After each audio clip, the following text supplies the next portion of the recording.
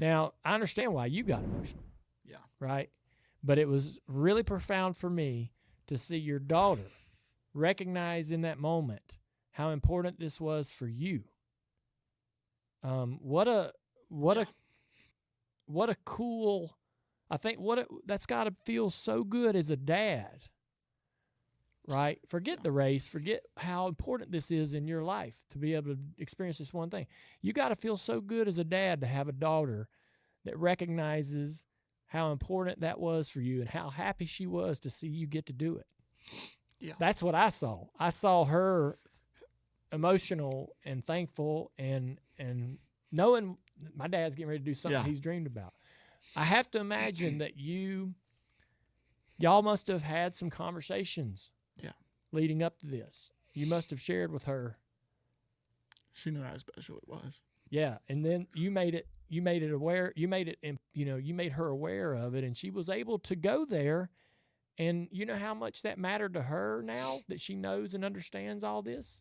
And your Yeah. wife sat on the pit box behind me the whole race, and I knew the whole time she knew exactly how important every single lap was. We watched you come off turn 4 time over time, time after time after time, just soaking it in, just realizing how big a grin you had on your face. But That's for sure.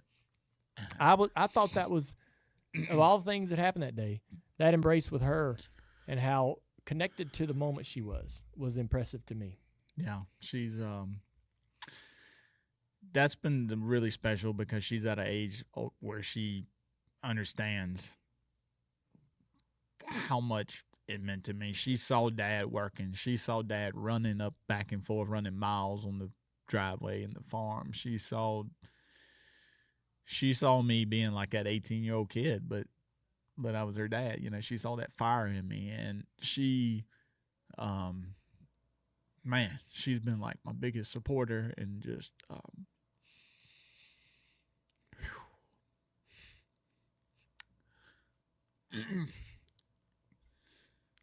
when we had the post race, when we had that post race meeting Monday morning. Here, Yeah, the team meeting. yep. I'm gonna tell you how aware she is. When I left, she said, "Daddy, you're not gonna get in trouble, are you?" And I